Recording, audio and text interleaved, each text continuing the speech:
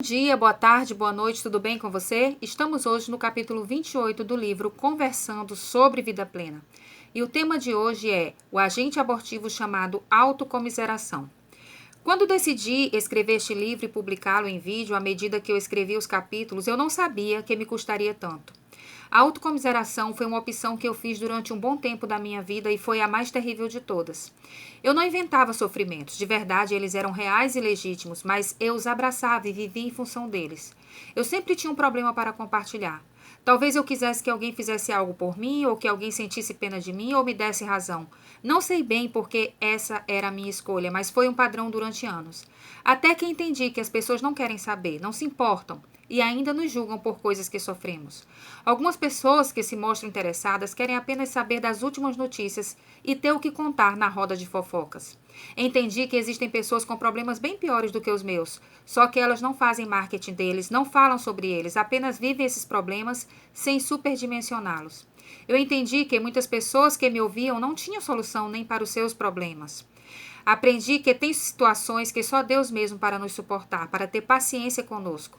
A Bíblia diz que Deus é longânimo, muito paciente, e creio que essa paciência dele, ele usa com pessoas que vivem com autocomiseração. Não que ele concorde, mas ele espera que um dia despertemos desse vitimismo e possamos agir para sairmos da situação que nos causa dor.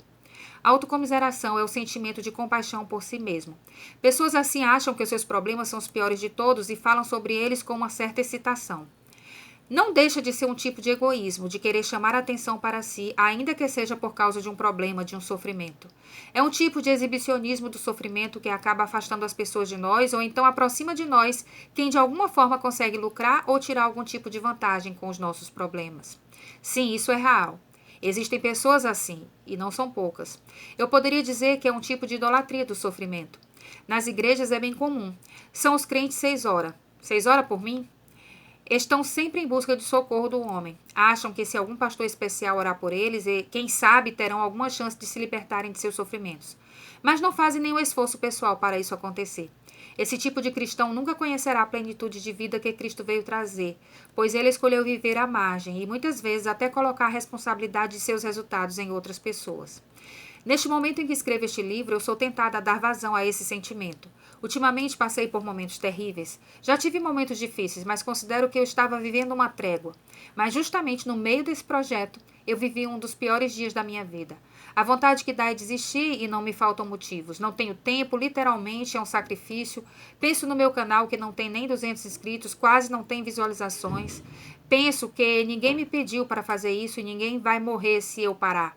Penso que estou mentalmente cansada e, além disso, com uma crise de dor da coluna lombar. Enfim, a porta para a autocomiseração se abriu e é bem fácil para mim entrar por ela. Desistir e encontrar culpados é o que temos de mais fácil para fazer nesta vida. Praticamente sou desafiada em todos os temas abordados, alguns mais e outros menos. Eu me vejo tendo que decidir se vou ser guiada pela fé ou pelas circunstâncias. Eu me vejo tendo que perdoar. Os pensamentos são tantos. Eu poderia estar fazendo outras coisas ou nada. Poderia estar descansando de um dia de trabalho, igual a maioria das pessoas. Eu poderia simplesmente viver sem ser pressionada pelo que eu escrevo, sem me preocupar se alguém está me achando uma hipócrita, ou sem me preocupar em ser hipócrita. Afinal, eu não escreveria e assim não teria nenhuma pressão para praticar coisa alguma. Eu poderia não ser, não fazer, não escrever, simplesmente viveria uma vida normal. Afinal, minha vida já é abençoada. Não preciso escrever mais um livro para ser mais abençoada. Não há nenhuma necessidade disso, só a vontade de fazer. Mas junto com ela surgem muitos desafios, muitos obstáculos, muitas resistências, muitas vozes. Eu poderia pular este capítulo e recorrer sempre a esse sentimento sem ser acusada de nada. Por que continuar isso? A verdade é que eu bem sei que ficar do jeito que estamos é sempre mais cômodo. E só decidimos mudar quando a dor de ficar como estamos é maior do que a dor do desconforto e dos confrontos da mudança. Desde o início do livro eu tenho falado que eu não julgo ter alcançado a vida plena, mas uma coisa faço: prossigo. Farei desse livro o meu livro de cabeceira para lembrar-me de quem eu sou em Cristo e também lembrar-me dos agentes que abortam a vida plena, de forma que a cada dia eu possa decidir eliminá-los da minha vida. Não é algo fácil, mas quando o foco é Cristo, tudo é possível. Temos alguém mais importante do que todas essas coisas juntas e que nos fortalece de uma maneira que jamais imaginaríamos. É aí que entra o sobrenatural, que faz com que todos os nossos avanços e conquistas em direção à vontade de Deus tenham os méritos de Cristo e não os nossos. Por aquilo que o nosso DNA natural grita, desistir seria o mais provável. E continuar justificando nosso fracasso seria o mais cômodo. Uma das desculpas para parar um projeto dessa magnitude é que o diabo está se levantando, está jogando setas malignas e eu não estou suportando, etc e tal. Você já viu pessoas que querem que sintamos pena delas porque elas são engajadas na obra e pagam um preço muito alto por isso e o diabo as odeia e blá blá blá blá blá? É tudo isso muito sutil. Quando menos se percebe, já se está escravo desse sentimento que parece tão inofensivo, mas é cheio de egoísmo, pois é uma maneira de ser o centro das atenções também. Pessoas querem chamar a atenção com o corpo, com a roupa que vestem, com os seus talentos, com sua maneira de falar, e as que sofrem de autocomiseração chamam a atenção pelo sofrimento. Elas conseguem superdimensionar as dificuldades e o objetivo é que tenham pena dela, que a ouçam. Como vão romper com esse padrão, parar de serem servidas e começar a servir? Quando vão parar de colocar a culpa nos outros e até no diabo? Creio que quem sofre disso trava uma batalha enorme na mente. Se não tiver cuidado, vai até achar que o diabo tem mais poder do que Deus, já que suas vidas são uma tragédia constante. Quando encontram pessoas que pensam da mesma forma, ficam lambendo as feridas umas das outras, e o mais danoso é que não conseguem assumir suas responsabilidades diante da própria vida e da necessidade de mudar, de melhorar, de vencer, de sair desse ciclo de dores. Entra ano e sai ano e os problemas são os mesmos. O marido, os filhos, os pais, os irmãos, a igreja, o chefe, nem cogitam olhar no espelho e descobrir que o problema pode estar na pessoa que eles veem lá. A grande verdade é que existem vantagens em carregar alguns sofrimentos. Pessoas não irão lhe confrontar com pena. Pessoas irão lhe poupar porque você já sofreu demais. Pessoas irão lhe ajudar de todas as formas, sem que você faça nada, somente acione o botão da pena. Por isso, muitos insistem nesse padrão emocionalmente doentio. As palavras sobre vitória, sobre fé na Bíblia parecem muito distantes da realidade dessas pessoas, ao mesmo tempo que falam de derrotas e doenças com uma facilidade impressionante. Transformam essas coisas em padrão de suas vidas. São os que podem até não falar, mas vivem o lema: ninguém me ama, ninguém me quer. A maneira como se veem é tão negativa que acaba sendo uma autoprofecia negativa. Mas existe cura para alguém mimizento, para esse tipo de padrão. Só não existe cura para um tipo de pessoa, a orgulhosa. Mas a que tem sentimentos de autocomiseração e um dia reconhece isso e decide virar essa página e viver a vida mais que vitoriosa em Cristo Jesus, vai encontrar essa vida e vai testemunhar essa cura, essa libertação de padrão mental. Um exemplo disso está em João 5, de 1 a 9. Diz assim a palavra de Deus. Algum tempo depois, Jesus subiu a Jerusalém para uma festa dos judeus. Há em Jerusalém, perto da Porta das Ovelhas, um tanque que em aramaico é chamado Betesda, tendo 5 entradas em volta. Ali costumava ficar um grande número de pessoas doentes e inválidas, cegos, mancos e paralíticos. Eles esperavam um movimento nas águas. De vez em quando descia um anjo do Senhor e agitava as águas. O primeiro que entrasse no tanque depois de agitadas as águas era curado de qualquer doença que tivesse. Um dos que estavam ali era paralítico, fazia 38 anos. Quando o viu deitado e soube que ele vivia naquele estado durante tanto tempo, Jesus lhe perguntou: Você quer ser curado? Disse o paralítico: Senhor, não tem ninguém que me ajude a entrar no tanque quando a água é agitada. Enquanto estou tentando entrar, outro chega antes de mim. Então Jesus lhe disse: Levante-se, pegue a sua maca e ande. Imediatamente, o homem ficou curado, pegou a maca e começou a andar. Há muitos anos, essa cura do paralítico me chama a atenção. Foram 38 anos naquela condição, uma vida. Muitas expectativas frustradas, vendo outras pessoas sendo curadas e ele não. Ele olhava para o movimento das águas como sendo sua única chance de cura.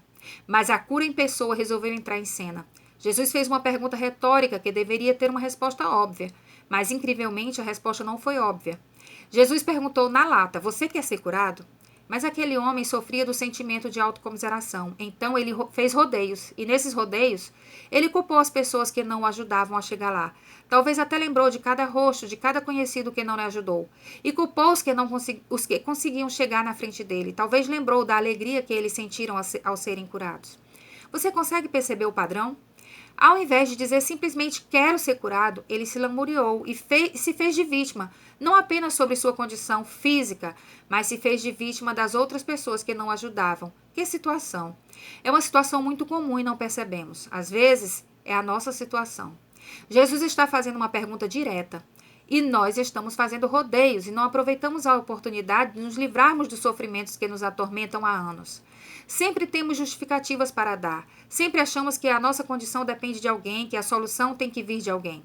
O que menos queremos é tomar uma atitude assertiva, positiva, de fé. Jesus ele foi enfático, mandou ele fazer 3 coisas simples: levantar, pegar o leito e andar. Imediatamente ele fez isso e foi curado completamente. Deus não quer ouvir as nossas teses, as nossas lamúrias, o nosso disco arranhado. Ele quer de nós uma atitude diante do que ele nos diz em sua palavra.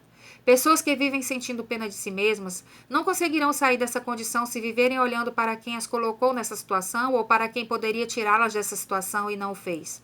Elas precisam olhar para si mesmas como Deus as vê, como mais que vencedoras, com capacidade de reação, de superação, de se reerguer de toda e qualquer situação, não importa quem causou, não importa nada. Importa que Jesus olha para você e para mim hoje e faz a mesma pergunta: você quer ser curado? Não perca mais tempo contando as mesmas histórias, simplesmente vire a página e viva a vida de fé e vitórias que Jesus lhe garantiu quando morreu naquela cruz. Eu não sei qual é a sua paralisia, não sei qual o problema repetitivo diante do qual a sua vida gira, mas hoje faça algo visível para você mesmo e que signifique a mesma atitude daquele paralítico. Ele levantou, pegou a cama e andou. Você pode levantar, pegar aquilo que era o seu ambiente de inércia e de justificativas infindáveis e começar a andar, a sair do lugar. Talvez você não lide com esse sentimento, mas convive com pessoas assim, ou ajuda pessoas assim. Está na hora de confrontá-las, pois muitas pessoas sugam nosso tempo e energia com esse sentimento. Elas não querem ser curadas, querem apenas que ouçamos suas dores. Existe o tempo de ouvir, de chorar junto, de compreender, de aconselhar. Mas quando você perceber que isso é um padrão, que anos já se passaram e nada ajudou, possivelmente essa pessoa precisa decidir abandonar esse padrão. Ou você terá que dar um basta nas suas ajudas, pois neste caso, cada ajuda significa reforçar o padrão mental de autocomiseração. Peça ao Senhor discernimento para oferecer ajuda que vai funcionar e que vai fazer essa pessoa romper com o padrão e não reforçá-lo em sua vida. Se você tem esse padrão, arrependa-se diante de Deus. Pare de transformar seu sofrimento em sua identidade. Quando isso acontece, você está negando Jesus e o que ele é e abraçando a dor e o sofrimento. Seja qual for a injustiça ou a perda que você sofreu, nada pode lhe separar do amor de Deus que está em Cristo Jesus. E é esse amor que muda tudo, que muda a maneira como você enxerga o que lhe acontece e a maneira como você vai encarar o seu futuro. Perguntas para reflexão. 1.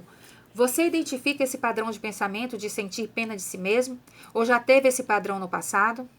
2. O sentimento de autocomiseração parece ser algo positivo, mas diante do que aprendemos neste capítulo, por que ele é algo negativo e destrutivo? 3. Você convive ou já ajudou alguém que tem esse padrão de pensamento de autocomiseração? Compartilhe sua experiência. 4. Como podemos ajudar pessoas que têm sentimentos de autocomiseração a mudarem, a se libertarem? 5. Quando abraçamos os sofrimentos, não conseguimos enxergar a graça e nem mesmo conseguimos crer. Esse tipo de vida pode experimentar a plenitude de Cristo? Por quê? 6. Você já abandonou projetos ou relacionamentos? Já abriu mão de oportunidades porque se acomodou em sua maca? O que sua vida tem em comum com a história daquele paralítico? E 7. Que parte deste capítulo foi mais útil para você? Terminamos aqui mais um capítulo. Se ele foi bênção para você, curte, compartilha, comenta, tá bom? Se não está inscrito ainda no canal, se inscreve e indica o canal para as pessoas que você sabe que tem o perfil que vão gostar desse conteúdo. Até o próximo.